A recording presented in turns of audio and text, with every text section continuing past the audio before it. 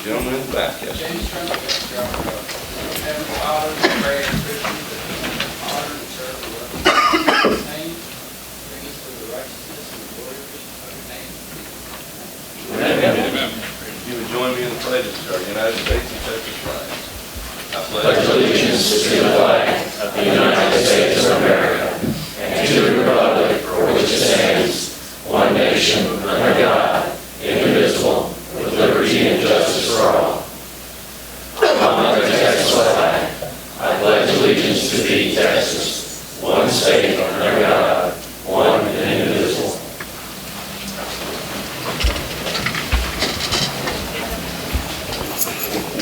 The record reflects that all commissioners are present today. Commissioners, we need a motion to approve our report agenda. Move. Second. Second, all in favor? Aye. Motion carried. Proclamations and resolutions. National Community Health Center Week. Good morning. I'm Marilyn Kazmierski. I'm Director of Business Development at Lone Star Family Health Center, which we are the community health center for Montgomery County. And we are celebrating our 50th year of community health centers in our nation, which is exciting.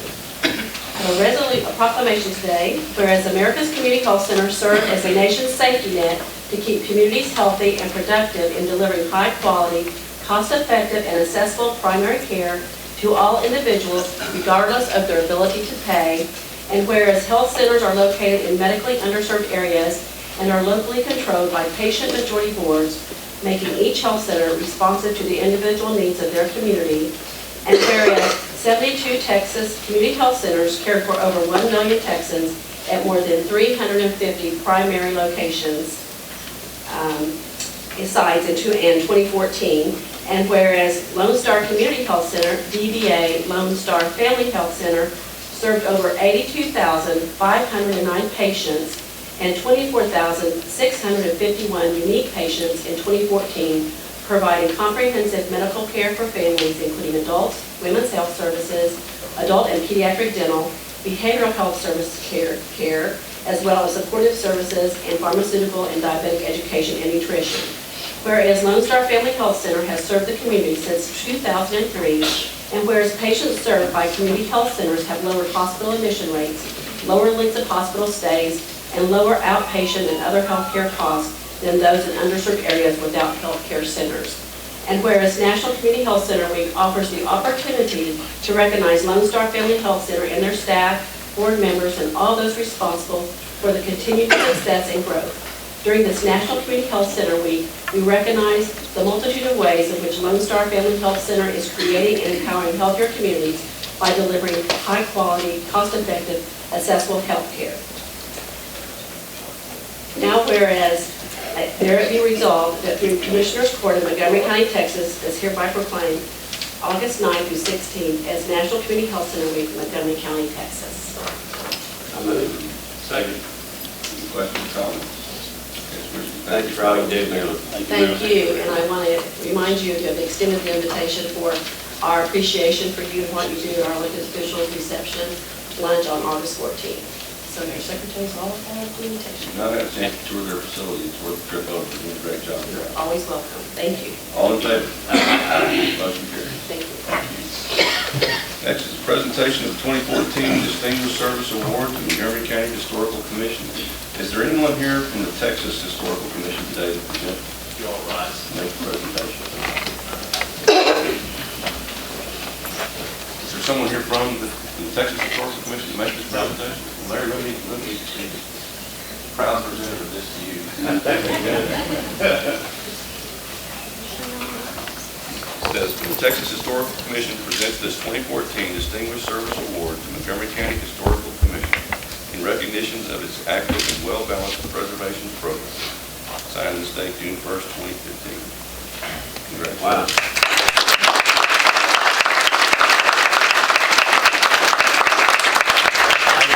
If I may, Judge and Commissioners, I have in front of you a mock-up of our first county historical marker plaque that you approved last November.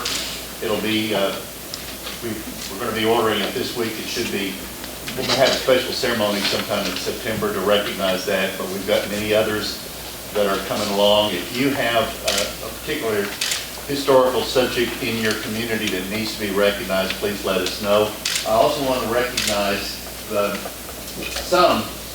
several members of the Historical Commission, and I'm not going to, I'll just start from one end and go to the other. We have Ron Sikowski, who serves as on our endangered buildings, endangered structures committee.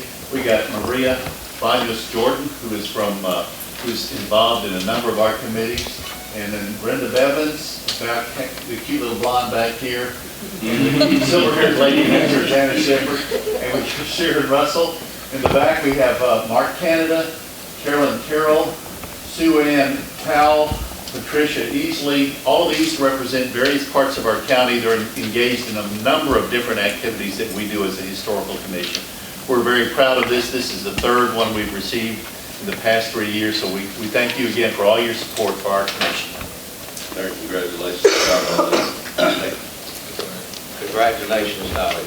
Thank you for what you do. Thank you, Mike. Okay, Employee of the Month for July 2015.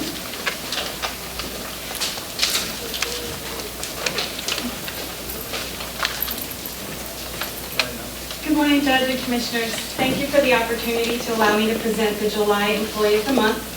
Our winner this month is Anita Geiser, the Chief Clerk of Precinct 2 Constable's Office. Congratulations to Anita, who has worked for Montgomery County for 14 years. She was nominated by Chief Deputy Steve Roper, who will come and present her with her plaque.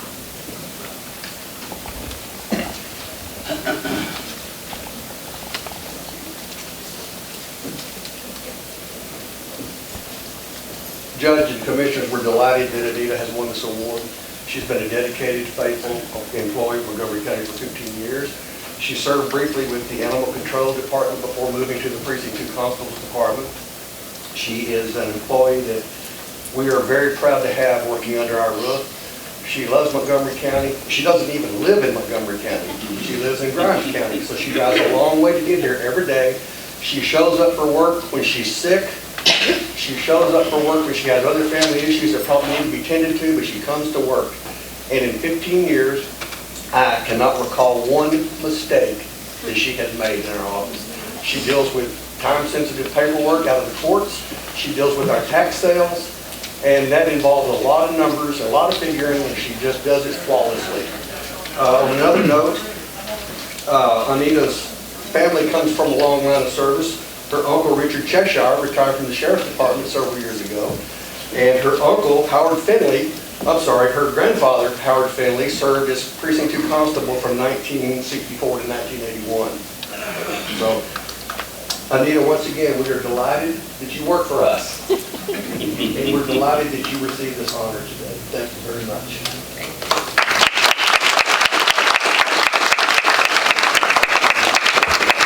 We need another plaque. Actually, I just want to show you, she lives so far back in the country, they have to pump daylight back there to her. Congratulations. Thank you. Congratulations, Anita. Thank you. Well done. All right, under the County Clerk, Commissioners, we need a motion to approve our Commissioner Court minutes from the regular meeting dated July 14, 2015. All in favor? Aye. Commissioners, under consent, I only have one item that we need to bring to open agenda, and that's item 9F2 on page 7 for the open agenda. Other than that, if you have any changes. Sounds good, I move. With the change. All in favor? Aye. Motion carries. Go ahead and bring 9F2 to the open, let's get that done real quick. Position in environmental, they're closing and opening a new position. Dodie, did you review that? Yes, sir. Scott, what are we doing there? Yes, sir.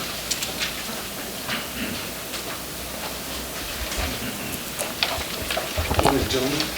I had a individual that retired, and I'd like to close that position and open a DR1 position out of that fund. DR1. Essentially a field person, inspector. And the person that retired was in what position? Special projects. Okay, so it's kind of a lesser salary position? Oh, yes, sir. I spoke to each of you about a month ago. about this. Anytime we change or open a new position or create a new one, we will put that on the open. That's my mistake. I apologize for that. I called your office Friday to try to correct it, and it was just too late. Okay. When I went to print it out, so I One thing is we want apologize. to make sure that those new positions are created are on the open agenda so we can see what's happening. Yes, sir. I apologize. And that the remainder of that salary will be swept in the general fund? Yes. Okay, all right. All in favor? Aye. Scott, thanks for the framework meeting. Thank you very much.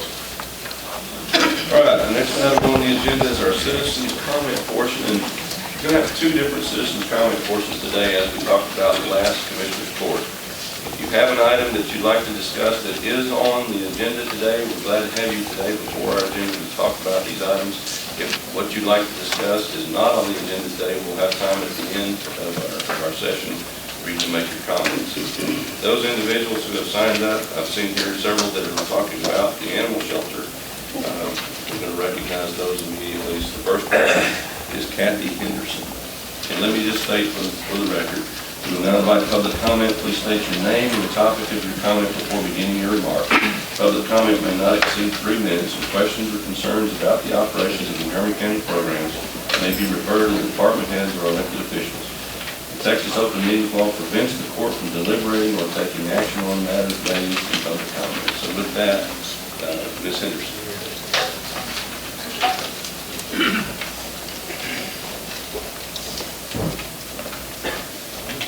Hi, my name is Katie Henderson. I'm here to speak about the animal shelter.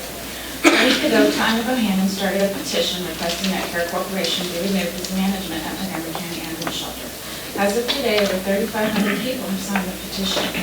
Many signers added their personal stories and experiences to the petition. Clearly, the residents of this county have had enough. Here are some of those stories.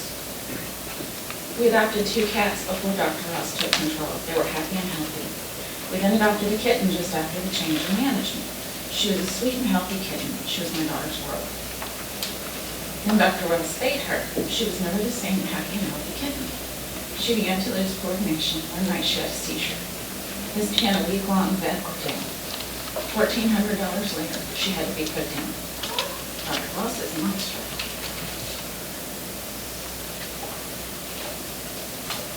I advocate for these animals, the shelter. I adopted a dog and it was very sick when I adopted it, not vaccinated or learned properly. In turn, my senior Great Dane is also very sick with the same illness.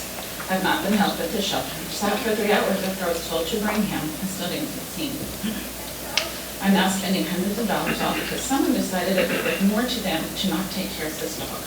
I'm very upset and disappointed. We'll seek legal advice for my animal suffering and financial issues that are the shelter's fault. He was sick when I was allowed to adopt him. I volunteered at the animal shelter for years. The new management is shameful. When I took my own animals to the vet this weekend, they were discussing how the reputation of Montgomery County Animal Shelter is tarnished and how area rescues are hesitant to deal with the shelter at all. Please restore the once good name of Montgomery County.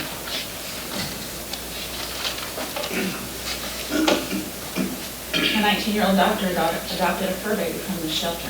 Unable to return to the shelter to see the vet as the pup became ill due to lack of appointment availability, she's been to the outside vet twice and the ER. She's now missing work to be home and care for the pup, who most likely has distemper.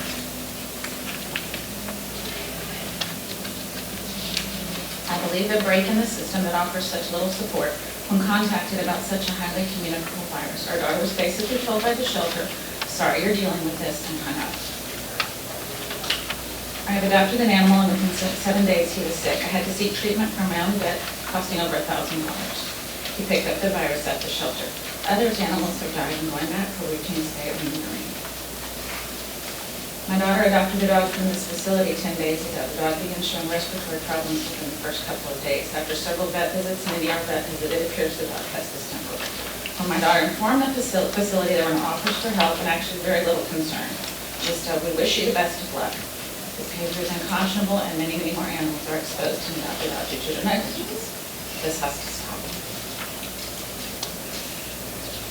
I adopted a dog from the shelter that ended up having distemper. After spending over $1,300 in vet bills for testing and treatment, the dog had to be put to sleep after having it for 2.5 weeks. My family and I just adopted a dog from the shelter. She continues to have respiratory problems a month after being adopted.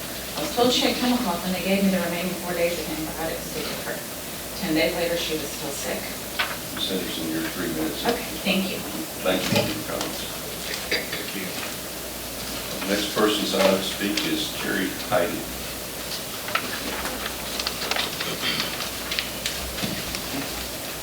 Morning, gentlemen. My name is Carrie Heidi. I'm a Montgomery County resident for 25 years, currently living in Mr. Parks District. I'm also a volunteer and foster with Montgomery County Animal Shelter for almost 9 years. I'm here to read a statement from Shannon Hill, who is out of the country. And for the record, I'd just like to state that these are Shannon's words, but they are my thoughts and feelings as well. Gentlemen, even though I cannot be present today, again, I ask you, when will it be enough? Read the comments from adopters and volunteers and rescue groups on the SAVE page, on the petition, and on the most recent biased article on the Montgomery County Police Reporter. The horror stories keep coming. Adopted pets dying of parvo, distemper, and parasites. Animals dying in their kennels after being left untreated for days. People trying to volunteer only to be told that their services aren't needed. They're not just turning away their outspoken critics. They're now turning away brand new people who simply want to help the animals, and in doing so, they have created new critics. Why? In the words of the so-called foster coordinator, going to a foster home just confuses the animals. Apparently, the management team thinks it's better for them to sit in hot, crowded kennels surrounded by sick animals until they themselves get too sick to save. We as volunteers do our best to encourage the public to adopt shelter pets. So your constituents, the people who voted you into office, go to the shelter to deal with non-existent customer service, wade through all the sick and broken animals, and adopt a pet. These folks don't expect to go home with a sick or dying pet, and they aren't prepared to spend hundreds or even thousands of dollars at their vet's office, but that's what's happening. After these adopters go through the heartbreak and expense of a sick shelter pet, are they likely to return to the shelter to adopt? Of course not. They think they can avoid all of that misery by purchasing a pet from a pet store or roadside vendor or backyard breeder. And in doing so, they become part of the problem, and as a direct result of the train wreck that is our shelter. I have no doubt that you are tired of hearing our complaints about the animal shelter, and we sincerely hope that you, as the elected leadership of this county, have come to realize the enormity of the problem. Over 3,500 people have signed the petition to return the shelter to direct county control with appropriate professional management. Public opinion is clear. What's happening at Montgomery County Animal Shelter is not acceptable.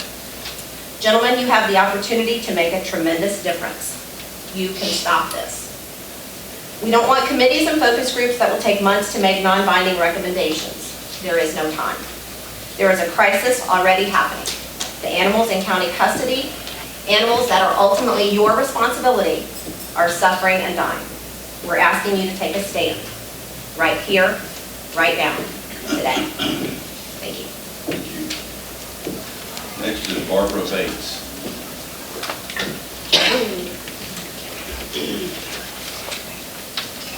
Good morning.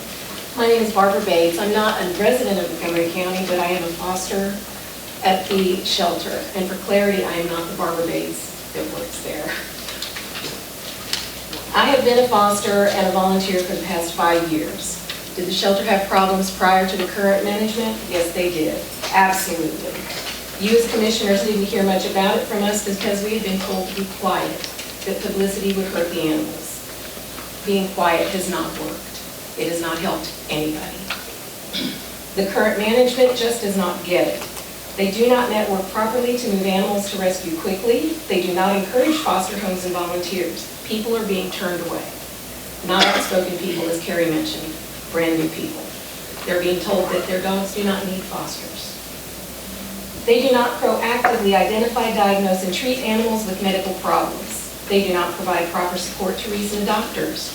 Their vets simply do not have the right training and experience to handle the kind of triage the large open intake shelter requires. The shelter used to offer a welcoming environment. I could go up there on the weekends. It would be friendly. You cannot set foot in the shelter and get that same atmosphere.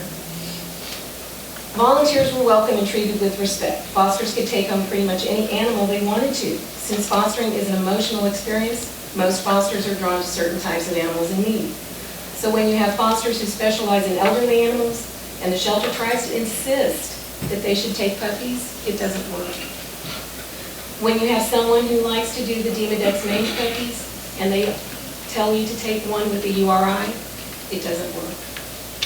Meanwhile, animals who should immediately be networked to rescue are sitting at the shelter, occupying kennel space, using up resources because the current management doesn't know who to call, won't make the effort to call, and has offended the rescue to the point that they will no longer work with the shelter.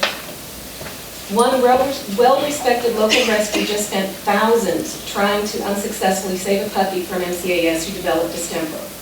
The puppy died. And the rescue has said publicly that they are afraid to pull any more animals from MCAS right now because of the disease problems.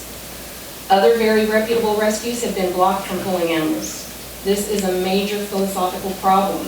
The current management doesn't seem to grasp that every animal that goes to rescue opens a space and frees up resources for another one. Commissioners, here's the bottom line. We're tired of watching our animals suffer and die. We are tired of seeing our tax dollars go to waste. We are tired of the arrogance and ignorance of the current management, and we want them gone. We need your help. Thank you. Thank you, Ms. Banks. On your Bohannon.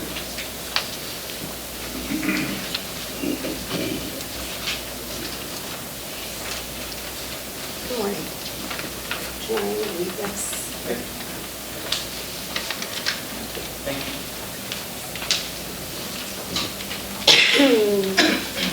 Good morning. My name is Tanya Bohannon. I'm a volunteer at Montgomery County Animal Shelter for over 7 years. What I just submitted was the petition that we started online a little bit over a week ago. Today's date, we're well over 3,500 signatures, and if you'll notice, it mainly contains signatures from our own community. In that petition, the problems that we were addressing is at the shelter currently is the massive staff turnover that we've all seen. Employees that are currently there are still sending emails and messages to all of us because they are just highly upset with the way things are. We've seen retaliation against volunteers and employees for voicing concerns. There is a federal statute, section 1983, which prevents this from being done to volunteers and employees that speak out. Extremely poor communication between care corp and volunteers and rescue groups. Insufficient clinic hours for sick animals in foster and those that have been adopted. Inadequate veterinarian care when available at all. Loss of access to outside vetting for sick and catastrophic illnesses in the animals. We are now having to pay out of pocket for it, where as before, we had a nonprofit in place. Improper documentation of medications and treatments. Rampant illnesses, especially respiratory and distemper. I myself just pulled a puppy out last Monday who's extremely ill. Lack of proper training and supervision of these employees. In the petition, we are requesting that you immediately revoke the care court contract for the management of Montgomery County Animal Shelter, that the county immediately resume direct control of the day-to-day operations, that the county hire an experienced team to manage the shelter on an interim basis, which is done for qualified candidates for this position of shelter manager and head veterinarian, that the county require that the new management, both interim and permanent, treat all people, volunteers, and animals with appropriate dignity, respect, kindness, and professionalism. Care Court released a statement the other day that the EU rate has diminished by 50%. That is a flat-out lie. When you see these numbers as we understand them, we would be more than happy to submit a document that breaks it down. When you see the rise in death in foster care, up over 250%, we have a huge problem. There is no documentation of the dead animals that have gone out to rescue and the ones adopted out to the public. In the petition alone, I stopped counting at over 50 from adoptions. Whereas we absolutely respect the court opening up to bring in a third party, that time has come and gone. We now respectfully ask you to work with our community of volunteers, community of veterinarians, and rescue groups. These are the people who have supported the shelter and the county for years. Okay. Thank you very much for your comments. Lisa Hill.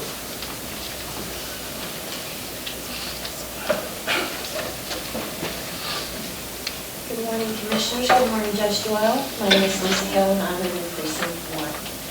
The word shelter by its definition is a safe haven or refuge. Our shelter has become a warehouse of neglect, disease, and death. According to the American Veterinary Medical Association, there are 5 freedoms for animal welfare and shelter medicine. Freedom 1 is the freedom from hunger and thirst by ready access to fresh water and a diet to maintain full health and vigor. We have seen so many emaciated dogs and sick cats. They're not being fed properly. Freedom from discomfort by providing an appropriate environment, including shelter and a comfortable resting area. Freedom 3, freedom from pain, injury, or disease by prevention or rapid diagnosis and treatment. It's obvious that's not being done. Freedom 4, freedom to express normal behavior by providing sufficient space, proper facilities, and company of its own kind. It's been said that they are not putting 4 dogs in a kennel. That's the untruth. We have pictures from recently that there are 4 dogs in a kennel. Freedom number 5, freedom from fear and distress by ensuring conditions and treatment which avoid mental suffering. The people of Montgomery County have spoken in their own words the horrors they've witnessed, the beloved pets lost. How many more days are these animals going to have to suffer? How much more time are we going to take away from them? It's time to do something. It's time to act. It's overdue. And I'm respectfully asking that you rescind the contract between Care Corporation and the county. Thank you. Thank you, Ms. Edwards. Sheila Cox.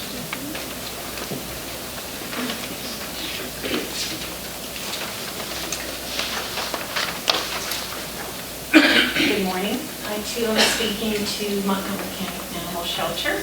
I've been a resident in the Woodlands for 23 years. Began volunteering at MCAS about 5 years ago by cleaning cages and washing puppies. And that's grown into fostering puppies, courting off-site events to adopt out dogs, as well as many hours of volunteering at the shelter itself.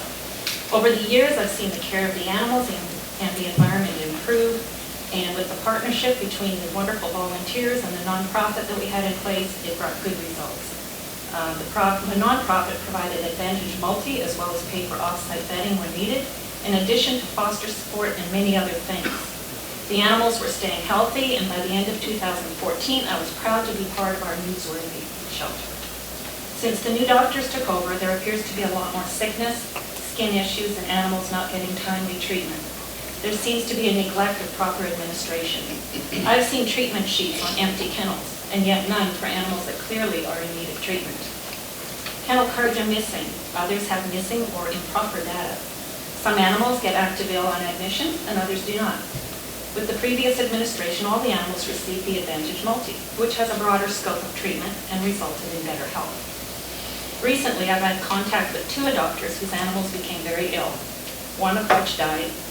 It's hard to promote our puppies for adoption knowing that we have so much sickness running rampant through the shelter. I know we've lost a lot of valuable volunteers and experienced employees since the new ownership, and this is disappointing because we can use all the help we can get.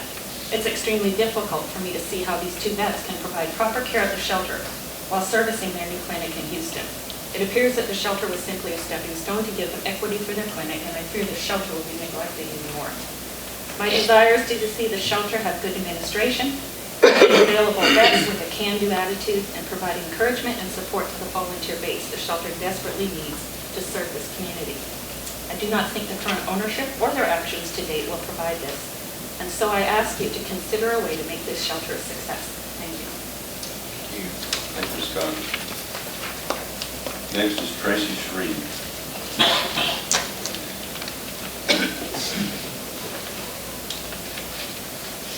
Hi, my name is Tracy Shreve, and I'm here to speak about the shelter. In the contract that you all signed with Care Corporation, you did demand that a full water bowl be provided prior to lights out for each animal. I could not find anywhere in the contract that Care Corporation is also to provide food. I found that there are requirements for training the employees about feeding requirements, but I cannot find anywhere in the contract that Care is supposed to provide food for the animals. And I'm wondering if that is why we're seeing so many animals deteriorate while they're at the shelter. I emailed each of you the guidelines for the standards of care in animal shelters published by the Association of Shelter Veterinarians last night. One of the things in the guidelines is the importance of the ventilation. And I believe Katie spoke about this on June 30th, and you all, I believe, have agreed to fix the ventilation system at the shelter. I'm hoping that's the case. Another point in the standards of care of animal shelters is that shelter deaths are often indicators of rising levels of infectious diseases like parvo and upper respiratory infection. In 2014, from January 1st to July 14th, the intake at the shelter was 11,679. Deceased in the shelter or in foster care was 127. That was last year. This year, for the same time frame, the intake was 10,517. So just a little over 1,000 less animals came into the shelter this year during that same time frame. However, deceased in shelter or foster care was up from 127 last year to 427 this year. Again, according to the guidelines of standards of care, the shelter deaths are often indicators of rising level of infectious diseases and parvo, like parvo and upper respiratory infection. I think we know we all have a problem. Also, according to the guidelines, when releasing a sick or infectious animal from the shelter, full disclosure should be made to the person or organization receiving the animal.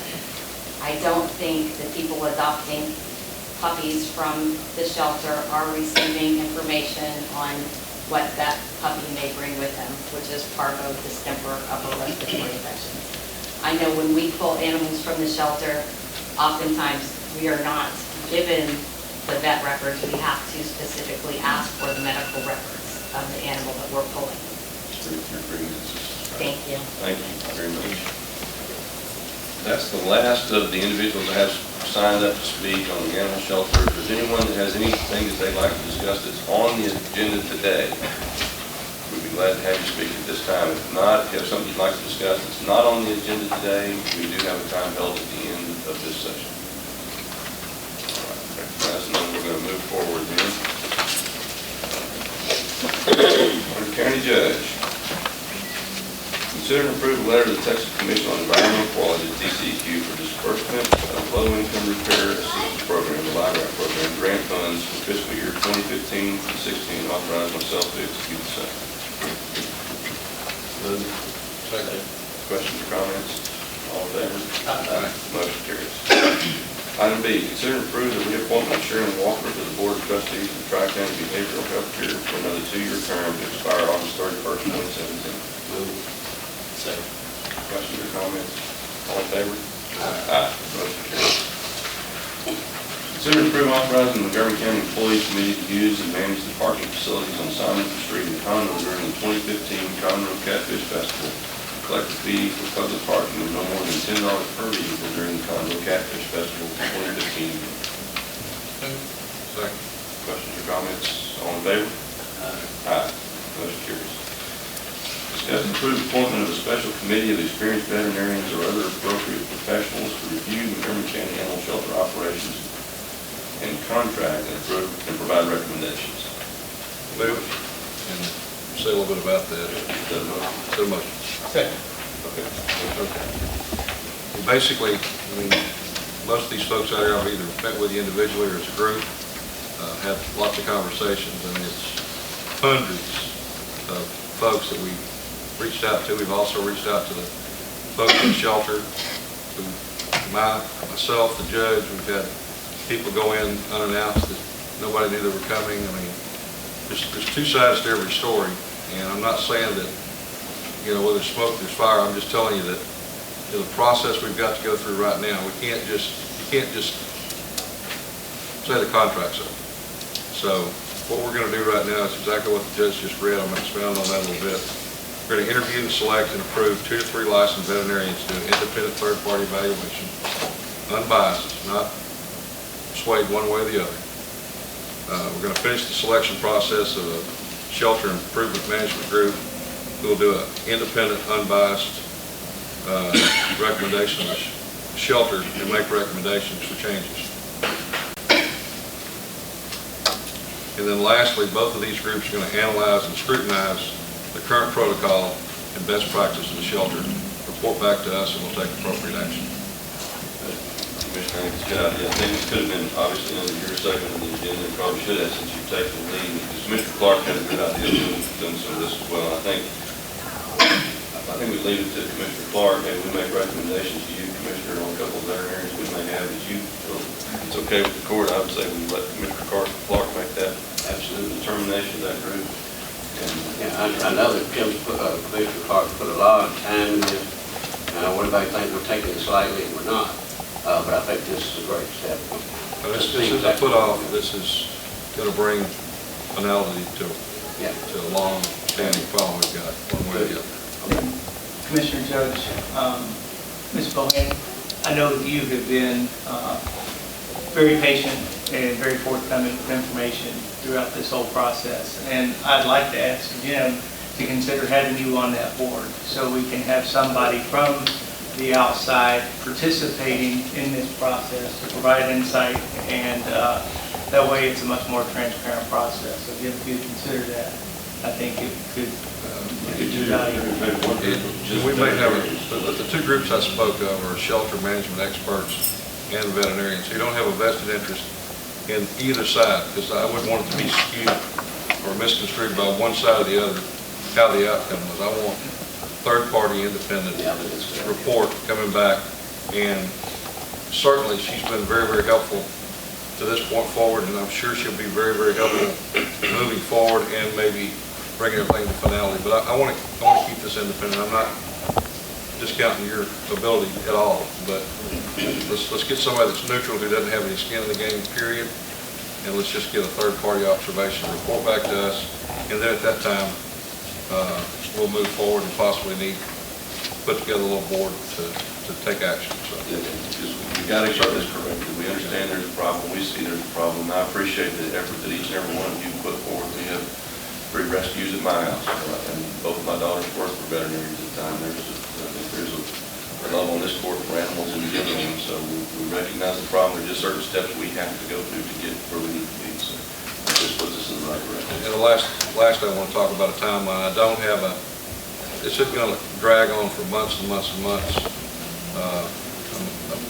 We've got budget hearings this week, but I'm thinking within the next couple of weeks, the final selection process will be made. We'll move forward with the inspections and evaluations, and then in short order after that, we'll take appropriate action. So I'm not talking about dragging it out. I just want you to know. And I appreciate everyone being here today and let your voice be heard. I appreciate it. All in favor? Aye. Motion carries. DWI and drug court. Good morning, Judge, Commissioners. Drug court is asking the court to deobligate $50,410.13 from the statewide drug court grant. Move. And there's no other, did we have any matching funds in there as No, well? sir. All in favor? Aye. Motion carries. Thank you. Thank you. Constable 5. Requesting funding for a new vehicle that we've got listed later in purchasing, but what he's wanting to do is use some of his vehicle stipend funds to purchase the vehicle and fill the position as they fill it in the future. And the position has been reduced by that stipend amount, correct, Toby? That's correct. Second. All in favor? Aye. Motion carries. And we would need a funding source change. Funding source would be contingency for the balance of that vehicle, along with the funding that was spread for that position. Yes, sir. District Attorney. Morning, gentlemen. We're asking that you consider and accept the funding from the Texas Department of Transportation for the fiscal year 16 no refusal grant in the amount of $231,218.15. which includes a match of $93,763.65 from the District Attorney Office budget. Application was approved on December 8, 2014. This is a continuation of our highly successful no refusal program, and these match funds are already in our budget and don't increase our operating budget whatsoever. Move. Second. Questions, comments? All in favor? Aye. Thank you, gentlemen. Thank you. Elections. Good morning. I'm asking you to consider and approve an order to change the Magnolia early voting polling location and the election day polling location in voting precinct 18. This is due to the Magnolia Volunteer Fire Department Station 181 being unavailable for elections. Questions or comments? All in favor? Aye. Motion carries. Secondly, I'm asking you to consider and approve the early voting locations and times for the November 3rd, 2015 election. Move. Second. All in favor? Aye. Motion carries. Thank you. Adult probation.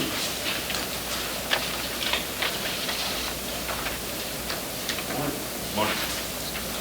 Local Government Code, Section 140.004 states, before the 45th day before the first day of the fiscal year of the county, the Community Supervision and Corrections Department shall file a copy of the proposed budget with the Commissioner's Court.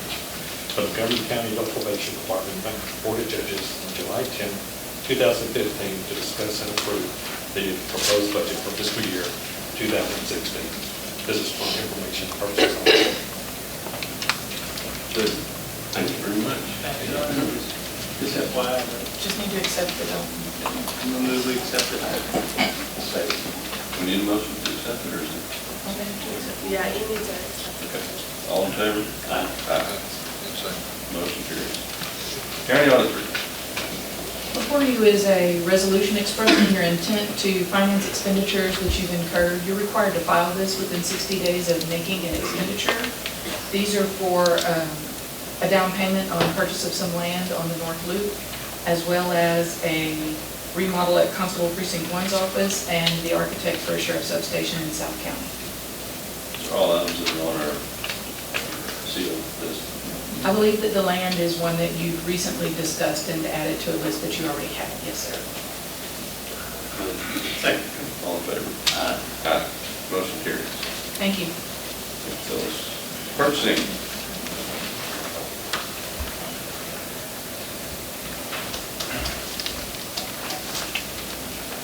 Judge and Commissioners. 18A, authorize rescinding award to Mission Northeast New Warehouse Facility to MJR Services, Inc., the alternate number 8 and 9, previously awarded May 19, 2015. Award alternate 7, item 6, and alternate 10. Total amount was $464,250. The adjusted amount will be $384,105 for MCCD. So moved. Second.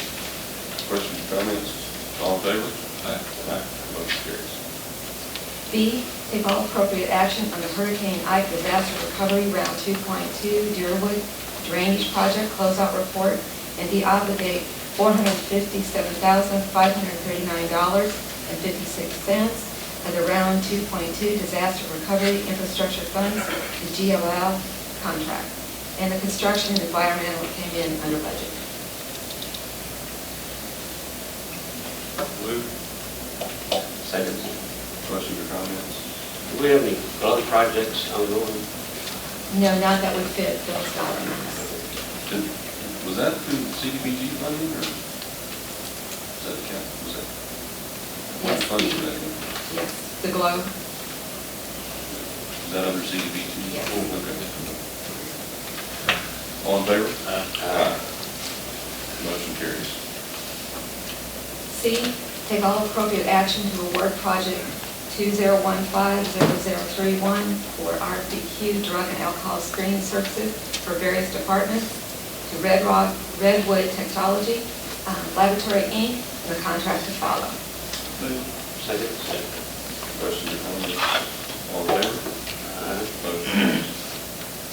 D, take all appropriate action to consider granting an exemption local government code 262.024A2 for the emergency repairs for Main Street and Patton Village from multiple vendors for a total amount of $76,314.92 for precinct 4. Move. Second. Questions or comments? All in favor? With interlocal with the city. All in favor? Aye. Aye. Motion carries. E, take all appropriate action to award project 2015-0047 for the Woodlands intersection improvement to Lexington Construction LLC in the amount of $709,145.25 for precinct 3. Move. Second. Questions or comments? All in favor? I'd just like to add that this came in under budget for the bid, so thank you for all you did. And about $120,000 under engineering estimate, so we're good. All in favor? Motion carries. F, take appropriate action on change order number 5 from Pylon Technologies to licensed software implementation and add additional professional services in the amount of $419,120. And I believe Marshall Shirley is here if you have any questions. We have a motion. Second. Come on up, Marshall. Not here. Oh, you have a second from anybody? Second. Yeah, second. I thought I heard you. All right, Marshall, fire away. Well, the 419-120 was for projected go live of August 3rd or so. Project team met with Tyler last Monday, and we were going to push that out to October 5th. This amount will change, it will increase. I do not have the increase to that. But the situation we're in right now is we essentially have 0 hours left on the contract to continue to work. That's why we put it on the agenda last court when I was unable to be here. Had to apologize for having scheduled a vacation a long time ago. Had arrangements. But in terms of the change orders that you see, I've heard a comment there's been a lot of change orders. The first amendment was to add JP3 into the project. Their amount was $307,520. That was for migration of their data, setup and configuration, training, and go live assistant. We have essentially spent those dollars while we've been trying to get this amendment done. We've spent all of those dollars, and anything, we have a phase 3 that is jury management, for implementation of jury management, that we've spent those dollars. The other thing that was included in that amendment was software for the clerks. It's called Clerk Session Works. That's to allow the clerks to do in-court work to facilitate and speed up the processing of case filing and documentation in the courtroom. There's a little small piece for Brazos e-tickets interface there. That was for $99,000. So that, and then there was some maintenance associated with the Clerk Session Works. Amendment 2 was for a piece of software that was an additional functionality that Tyler developed for optical character recognition of documents as they're scanned. They are processed, and the scan is converted into words and then filed in appropriately as a PDF. That amendment for that software was $45,254. This amendment is to, the majority of the dollars are strictly for data migration. We're taking the old district attorney system,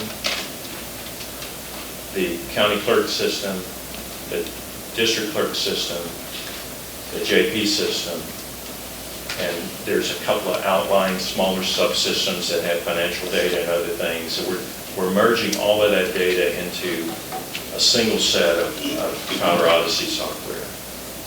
The biggest issue we're having is taking the years and years of financial transactions, which total almost $70 million, and balancing them at the transaction level.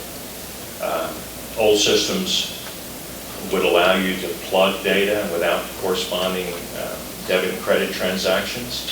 We're finding that. We're just finding all kinds of issues in that data that have to be corrected. We're correcting data locally, and in some cases finding additional transactions in terms of splitting that out so that it can be balanced properly, and then we hand it off to Tyler, and then they write the translation code. This project has been going on for 2+ years. The phase one where there's been discussion about, we had a split go live in phase one for civil cases. District clerk went live first, county clerk went live second. And all of that was driven by their view of how good, where the data is and is it ready to go live. Civil phase, we could actually split those.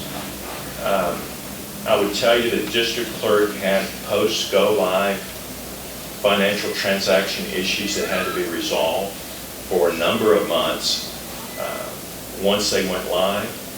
County clerk corrected the majority of those financial transactions before they went live. So I don't think there's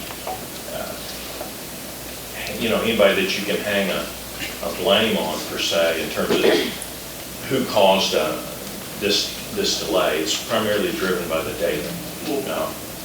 And Darlou, I got this number from you, but as I understand it, when this Tyler contract was approved, it was approved at $3,405,350.12. Yes, sir.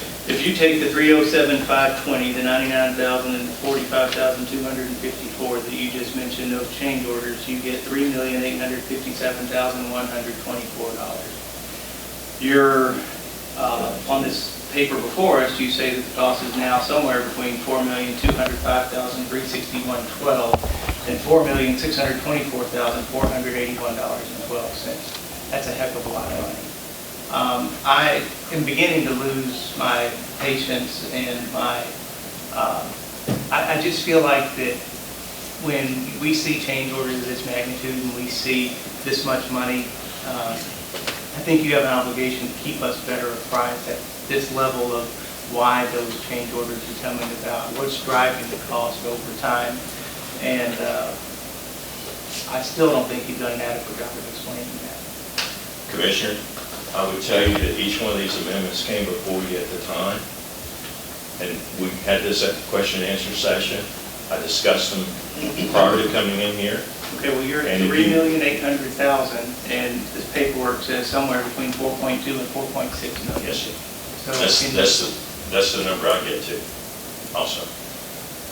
Well, how do you get to that number if you add the beginning purchase price of $3.450 million, $300,000, $99,000, and $45,000? That brings you $3.8 million.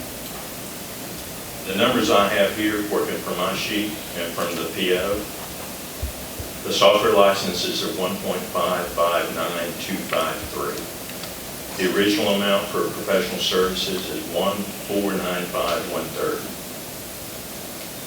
Maintenance was included in that contract for the first several years. 2 years at $300 and something thousand. Well, I can tell you what we've expended in maintenance on the PO. This number I may need to check. The number I have here is 613,956. Performance bond for 2 years was $64,454. I can give you a copy of my sheet, and we'll sit down. Commissioner, I welcome questions. I welcome the transparency and the openness. And this is a countywide project for a lot of folks. What I would tell you is that in terms of the original project, this is the first true additional scope of work in terms of the effort to migrate those systems and configure them and to use them in the new system. The additional work for JP3 was an add-on that we discussed. The others The others, we did separately from this court in terms of Amendment 2, I don't believe actually came before this court. It's under the 50,000. So it was that we added in separate from this. What was that?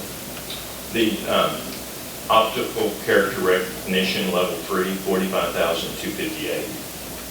That was added to the original contract? Yes, sir. We've done everything under the scope of the original contract.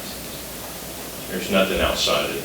When I say nothing, we have hardware services and other costs in terms of preparing for training rooms and things like that we paid out of project monies. They're separate than the contract. Do you have an estimate on where we are going to end up when this project is complete? The estimate I have today, which is going to be a little low, I do not have the number change from the projected August 3rd to October 6th go line. And Tyler cannot? They're working on that number right now. So we changed that last Monday, and since then, in their offices, they've been looking at what those resources will be and what the estimate will be. What would drive the need for an increase in dollars there? The additional effort for migration of data, the training and post and go live and post go live efforts will stay the same. I will remind you that part of this money is to complete phase 3 also, which is to implement jury management and to implement the clerk session works. The detail on the Amendment 2 in front of you shows project management, and this gets us to the 419 number. Project management of 413 hours, data conversion, 821 hours, configuration and consulting for phase 2, which is criminal, which is what we're in, 402, training 512, and go live assistance 203. There are some phase 3 dollars that are included in this change order to replenish that bucket to get that work done. One of the things, and the reason the increase in configuration, consulting, training, and go live, there are some slight increases there, but those were lessons learned from phase 1 where we realized that we were a little short in the amount of training we did and configuration setup and go live training assistance. So we're trying to learn from what we did in phase 1 and improve upon it. So none of this training and assistance was budgeted? No, it was. But we've exceeded that, is that the problem? It was budgeted 2.5 years ago when we did the contract. And what we're telling you is the lessons learned from phase 1, we're adding some training and go live assistance into phase 2 so that we won't be short. Marshall, you said that $303,000 or somewhere there was for JP3.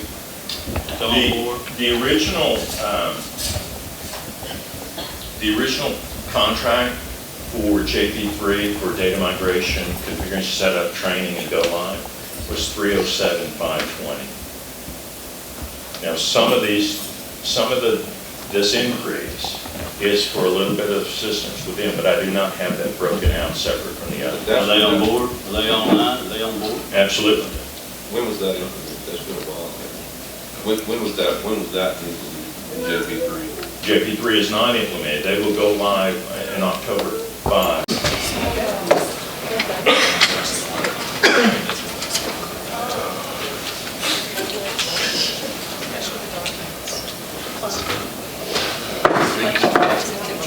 Reconvene our Commissioners' Court. Commissioners, there's 3 items for action out of executive session. Number 1, we have resolution order to incur expenses to defend cause number 4-15-CB-01981, claim number C-13-0103. Second. Questions or comments? All in favor? Aye. Motion carries. And we also need a resolution in order to incur expenses to defend cause number 2015-297, 5-6, claim number B-14076. All in favor? Aye. Motion carries. And we need a resolution in order to settle claim number PY 201207955-A. Second. All in favor? Aye. Motion carries. All right. Human Resources.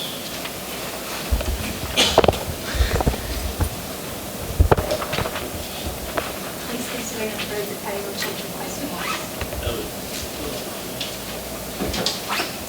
Can you hear me now? Yes. Thank you. Let me say again. Please consider and approve the payroll change request forms. Second. Thank you. Questions or comments? All in favor? Aye. Motion carries. And we're back to citizens again, for those that have issues they'd like to discuss that were not on the agenda. Mr. Nix.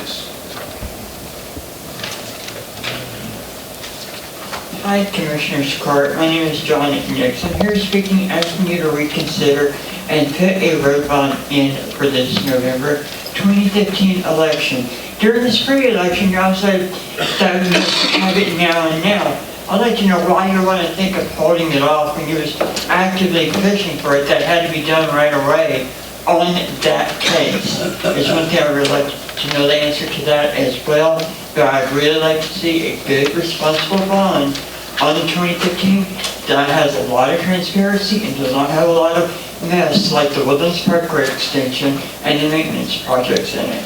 And on the last other topic, I'd like to have a citizen's comment come before you are going to executive session. For those that have other arrangements that can't stay for the entire thing, so I'd like to also request for future ones of the citizens be held till right before you go back in there for executive session.